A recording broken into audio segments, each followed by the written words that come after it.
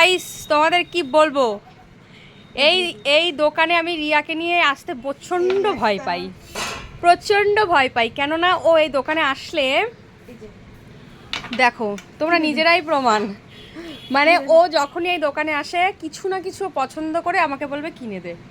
মানে ও জানে আমার কাছে পয়সা নেই। তিনটে শেড, একটা বেশি হালকা, তিনটে কালারই তো এক ভাই, শেডটা আলাদা, দেখ এটা বেশি হালকা, তারপরে এটা, তারপরে এটা, মানে এই দেখ। মানে ওকে ও ও এর আগের দিন একটা নেল পলিশ কিনেছে, তারপরের দিন একটা কিনেছে। ওদের বাড়িতে মানে তোমাদের আমি দেখাবো গিয়ে, বাড়ি গিয়ে আমি ওদের বাড়িতে যাবো, গিয়ে আমি ওর নেল পলিশের কালেকশান দেখাবো। একটা নেল পলিশ ও একদিনের বেশি পরেন না, ঠিক আছে? এটা বেশি এটা বাড়াবাড়ি। আমি একটা নেল পলিশ তোকে আমি একদিনের বেশি তোকে পরতে দেখিনি। এই যে আজকে গাইস, এই যে আজকে দেখবে এই কালার, ঠিক আছে?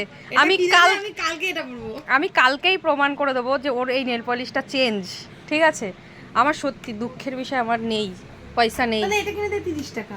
তুই জানিস আমি গরিব মানুষ, এগুলো দুটো 50 টাকা, তাহলে এই দুটো ছেড়ে তুই জানিস আমি গরিব, তুই তো জানিস আমার পয়সা পাতির খুব অভাব চলছে। বল পাঠাতে। কাউকে মনে হয় যে আমাকে লোকে টাকা দেওয়ার জন্য বসে আছে নাকি? জানিস তো ভাই, আমি জানি তিনটের দাম 150 টাকা।